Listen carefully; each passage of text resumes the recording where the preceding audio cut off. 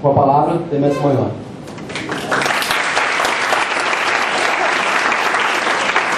Olá, pessoal. Prazer estar aqui. Eu ia começar de um jeito, vou começar de outro, porque eu fiquei muito impressionado na exposição do Márcio, uma frase que apareceu ali, nem sei se ele falou, mas apareceu numa das telas, onde estava escrito a percepção é a realidade, ou a percepção é a verdade, mas enfim, seja qual das duas que é. A percepção é a verdade. A percepção é a verdade. Todos os dias o sol nasce no céu, do lado leste, percorre o firmamento e se põe do lado oeste. E a humanidade antigamente, olhando para isso que acontecia todos os dias, chegou à conclusão, baseada nessa percepção, de que o Sol girava em torno da Terra. Depois, os astrônomos mostraram que isso não acontecia, que na verdade o Sol estava lá parado e era a Terra que girava em torno do seu próprio eixo. A ciência existe para dizer que a percepção não é a realidade. Só existe ciência porque percepção não é verdade. Então, eu quero rever o sentido da frase, a percepção é a verdade. Porque se essa frase for verdadeira, então não precisa ter ciência. Como ela é evidentemente falsa do ponto de vista da ciência, então precisa ter ciência. Mas essa frase, por outro lado, é verdadeira sob uma outra perspectiva que não é a da ciência, que é a perspectiva da propaganda. Sob a perspectiva da propaganda, a percepção é a verdade. Como todo mundo falou aqui da sua infância, que é muito mais recente do que a minha, então eu também tenho o direito de falar de uma infância muito mais antiga, que era o tempo, e já que estamos falando de Copa do Mundo, da Copa de 1970, quando o Brasil foi tricampeão jogando bem, não tetra e pentacampeão jogando mal, e naquele tempo mais alegre, mais feliz, o Brasil vivia sob a ditadura militar, e durante a Copa do Mundo se destacaram dois tipos de propagandas insistentes e repetitivas do governo, que qualquer pessoa da minha idade se lembra. Uma música que dizia "Pra frente Brasil, 90 bilhões em ação, pra frente Brasil do meu coração", e uma frase que dizia "Brasil, ame-o ou deixe-o". O governo apostava na ideia de que percepção é verdade. E ele procurava produzir uma percepção de satisfação, euforia e sucesso em relação à nação, que pudesse apresentar os críticos do governo como pessoas tão deslocadas da realidade que deveriam deixar o país. A ideia da percepção é a verdade era muito importante, era uma ideia que visava produzir uma percepção que tinha uma função, e essa função era garantir a continuidade do status quo. Status quo, esse que era a ditadura militar. Então, a ideia da coesão em torno do regime, da coesão em torno do governo, era a ideia básica dessa propaganda. Eu acredito que o governo atual, que é mais ou menos o mesmo governo que fez o acordo de trazer a Copa do Mundo para o Brasil, vai insistir durante a Copa na estratégia de marketing que foi usada em 1970 pelo regime militar. Baseado na ideia de que a percepção é a verdade, o governo atual vai insistir num tema que está na televisão todos os dias, principalmente em propagandas do próprio governo, propagandas de empresas estatais e, por incrível que pareça, propagandas de empresas privadas que reproduzem a linguagem das empresas estatais, que vão dizer que o Brasil é um sucesso extraordinário, e esse sucesso extraordinário faz com que os críticos devam ser vistos como pessoas desviantes, e que devem deixar esse caso de sucesso andar sozinho. Ou seja, eu acho que do ponto de vista do governo, ele tem um foco, sim, para os próximos anos, ele tem um foco na sua comunicação sobre a Copa e sobre a Olimpíada, um foco que já começou, que apenas vai se tornar mais insistente. O perigo dessa euforia que já existe e que vai se tornar verdadeiramente tenebrosa, na minha opinião, nos próximos anos, né, é que a gente acredite nela. Ou seja, que a gente acredite que nós não temos problemas, que a gente acredite que nós não estamos diante de uma encruzilhada extremamente importante, que a gente acredite que a gente ultrapassou uma fronteira de uma vez. Na verdade, o Brasil se beneficia de dois fatores. O Brasil, nos últimos 10 anos, cresceu bastante do ponto de vista da sua história recente, não do ponto de vista do século XX. As taxas de crescimento brasileiras da última década não são muito grandes, se você comparar com as taxas médias de todo o século XX. Mas elas são grandes se você comparar com os 10 anos ou os 15 anos anteriores. Então, nos últimos 10 anos, o Brasil teve um crescimento relativamente alto. Isso é produto de 3 fatores, 2 dos quais não tem nada a ver com as nossas decisões políticas. O primeiro fator é o fator China.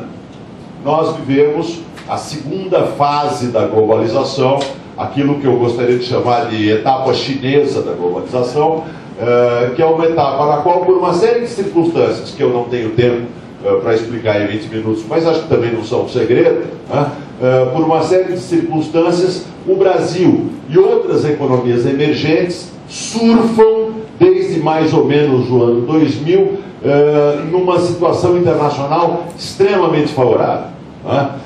Então, essa situação extremamente favorável, que não durará muito, não pode durar muito, por várias razões, depois, se vocês quiserem discutir melhor, é um vento de cauda que empurrou o Brasil nos últimos 10 anos. Um outro vento de cauda, que quase não se fala, mas se deveria falar muito mais, é que o Brasil vive a etapa da chamada transição demográfica. A transição demográfica é um período onde as taxas de natalidade caem acentuadamente e a estrutura etária da população conhece uma rápida mudança. No lugar de uma população formada por uma maioria de jovens, você tem uma população formada por uma maioria de adultos. E você ainda não tem aquilo que terá daqui a 20, 30 ou 40 anos, que é uma grande proporção de idosos na população. Essa etapa da transição demográfica, que é a etapa onde você tem o auge da proporção de adultos na população, ou seja, o auge de população ativa, de população produtora de PIB na população total, é para qualquer país um momento de aceleração do crescimento. É um segundo vento de cauda que impulsiona o crescimento econômico. Além desses dois fatores que nós não produzimos, que não foram fruto de decisão política nossa, certo? Um externo e um interno, mas dois fatores estruturais, há um fator que nós produzimos. Durante a década de 90, depois do final da ditadura militar, o Brasil reformou a sua estrutura econômica. E no lugar de um país inflacionário, com um Estado basicamente falido e altamente endividado, nós colocamos as nossas contas em ordem e criamos uma base de estabilidade econômica que gerou a possibilidade de aproveitar essa fase da globalização, que é a fase dos anos 2000. Então, basicamente, nos governos de Itamar Franco e Fernando Henrique Cardoso, o Brasil fez uma série de reformas que geraram um modelo macroeconômico que permitiu que a gente voasse, impulsionado por esse vento de cauda, ou por esse duplo vento de cauda da China e da demografia que nos empurraram para frente nesse período. Entretanto, nós vivemos um risco extremamente sério. Nós estamos diante da armadilha histórica, que é a hipótese de nos perpetuarmos como país de renda média. Por que isso é uma armadilha séria? O país de renda média, em tecnologia e capital, empresas sofisticadas, que sofrerão o assédio e uma concorrência devastadora de empresas de países mais ricos, que têm mais intensidade de capital e mais intensidade de conhecimento do que as nossas. E na outra ponta da economia, um conjunto imenso de empresas baseadas em commodities e baseadas na manufatura tradicional, que serão alvo do assédio e da concorrência devastadora de países de renda mais baixa, que estão se transformando em países de renda média. O Brasil corre o risco de se perpetuar na posição em que chegou nos últimos 20 anos. Nos últimos 20 anos o Brasil chegou à condição de país de renda média. Por que existe esse risco? Existe esse risco porque nós estamos, como nação, de olhos vendados pela euforia, de olhos vendados pela percepção, que parece ser a verdade, né? De olhos vendados diante dos nossos problemas extremamente sérios. Que problemas extremamente sérios? Né? Um país que não consegue qualificar, do ponto de vista educacional, a imensa maioria da sua população, nunca deixará de ser um país de renda média, porque não poderá ter um crescimento de produtividade importante.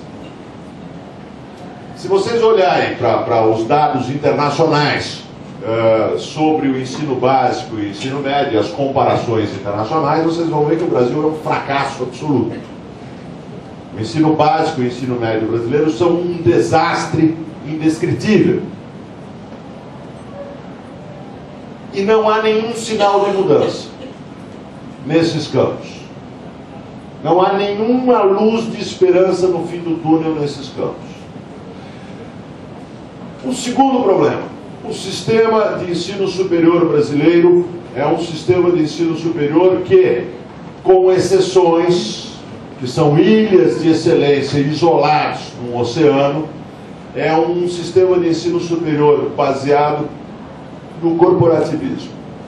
As universidades públicas brasileiras, todas elas se parecem com o que elas mesmas eram quando foram criadas nos anos 30 e nos anos 40. São universidades que reproduzem o poder dos donos atuais do poder no ensino superior. Elas são incapazes de se ligar às empresas, elas são incapazes de produzir novidade do ponto de vista da ciência e da tecnologia, e isso se reflete na produção absolutamente lamentável de patentes por parte da economia brasileira.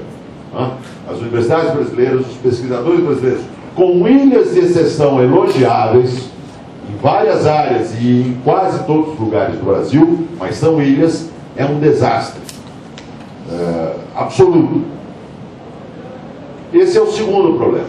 E o terceiro problema: o Brasil tem um Estado disfuncional, porque tem um sistema político baseado na modernização do patrimonialismo. O que quer dizer a modernização do patrimonialismo? O patrimonialismo é o fenômeno que vem dos tempos da colônia, pelo qual a propriedade privada se apossa, os proprietários privados se apossam dos espaços públicos, se apossam do Estado, como se o Estado fosse a continuação da fazenda do grande proprietário. Esse é o patrimonialismo tradicional. O Brasil de Getúlio Vargas para frente se dedicou a modernizar o patrimonialismo. Tá? Toda a história política do Brasil nos últimos 80 anos é uma história onde o patrimonialismo se moderniza. E nós chegamos hoje a um patrimonialismo extremamente sofisticado. Quando a gente olha para o escândalo no Ministério dos Esportes, você vê que é um patrimonialismo extremamente sofisticado, que tem a participação de ONGs, né? Que está ligado a orçamentos do Estado Central. É um patrimonialismo muito diferente daquele colonial, né?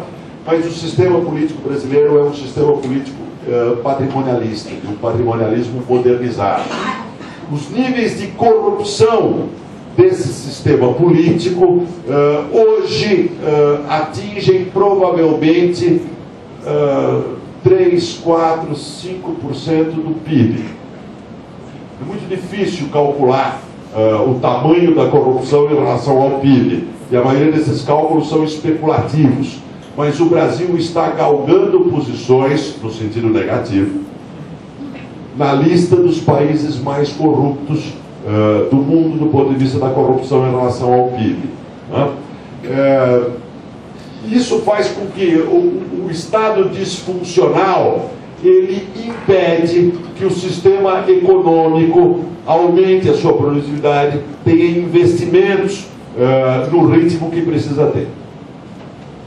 Esse conjunto de problemas de qualificação da população, problemas de transformação do nosso sistema universitário, o problema do Estado, da separação entre o público e o privado, do ponto de vista do Estado, são os grandes riscos que o Brasil enfrenta, porque é possível que nós passemos os próximos 10 anos do mesmo jeito que passamos os últimos 10. Ou seja, navegando numa conjuntura razoavelmente favorável. Os próximos 10 vão ser menos favoráveis do que os últimos 10, mas numa conjuntura razoavelmente favorável e não fazendo as mudanças que nos permitiriam galgar um degrau e de um país baseado numa economia de commodities e manufatura tradicional tentarmos nos tornar um país que se baseia em capital intensivo e economia do conhecimento.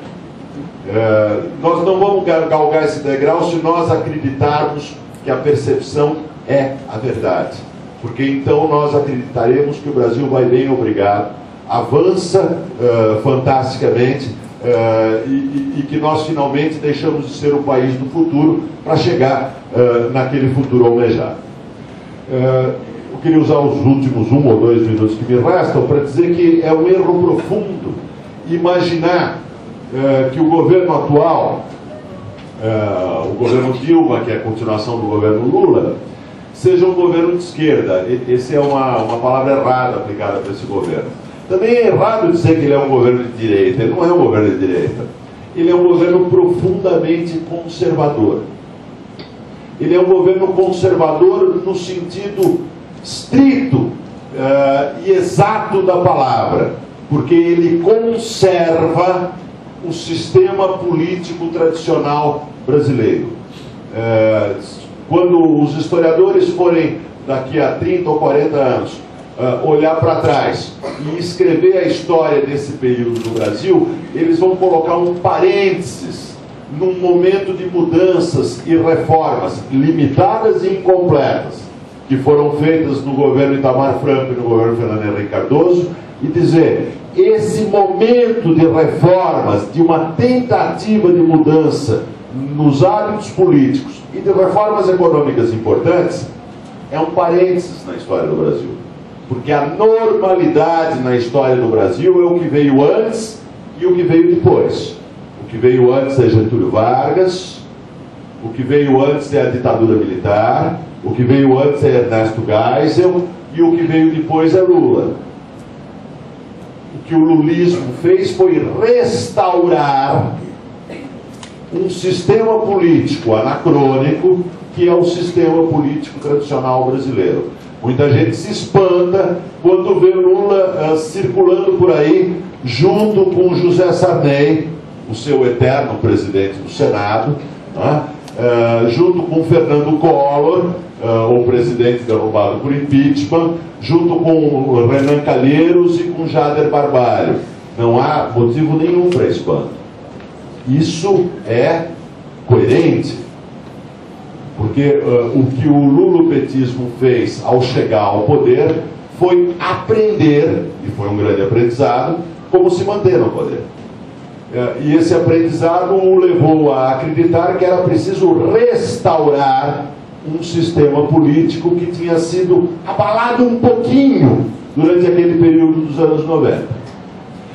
Eu terminaria dizendo que acho que a melhor prova dessa tese que eu estou desenvolvendo, de que o governo Lula e Dilma são governos de restauração, e não de mudança, está num livro escrito anos atrás, 5 anos atrás, pelo então número 2 do Itamaraty, Samuel Pinheiro Guimarães, que era o secretário-geral do Itamaraty, depois virou ministro de Assuntos Estratégicos do governo, um nacionalista, onde ele, na introdução do livro, ele é muito engraçado, uma introdução assim, ele faz uma lista de pessoas que a gente deve odiar, uma lista de personagens da história do Brasil que a gente deve odiar porque são vendilhões da pátria.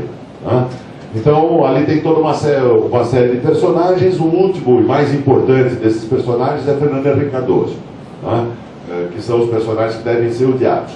E ele faz do lado, é sempre bom um livro que na introdução diz quem são os mocinhos e os bandidos, porque assim elimina qualquer tipo de surpresa que o leitor possa ter depois.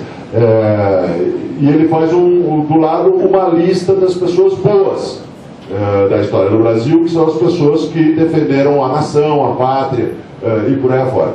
Essa lista tem Getúlio Vargas, Ernesto Geisel e Lula. Eu posso discordar dele sobre os mocinhos e os bandidos e achar que não existem mocinhos e bandidos na história, mas eu não discordo dele nessa sequência que ele fez. Assim como os comunistas têm a sua sequência iconográfica, que vai de Marx a Lenin, que de Lenin vai a Stalin, e de Stalin, dependendo da linha de cada um, vai a Fidel Castro, a Che Guevara. Samuel Pinheiro Guimarães tem a sua linha de iconografia dos heróis da pátria, com a linha que vai de Getúlio Vargas a Ernesto Geisel e chega até Lula. Eu acho que essa linha está correta. Ela mostra que existe uma continuidade do nosso sistema político, e eu acho que ela ilumina as características conservadoras do atual governo, que levam o Brasil ao risco de, no ano 2037, ser um país de renda média. Esse é o verdadeiro risco que a gente corre. Não é essa necessariamente a minha profecia, é um risco e é a ameaça que eu vejo pairando sobre a gente.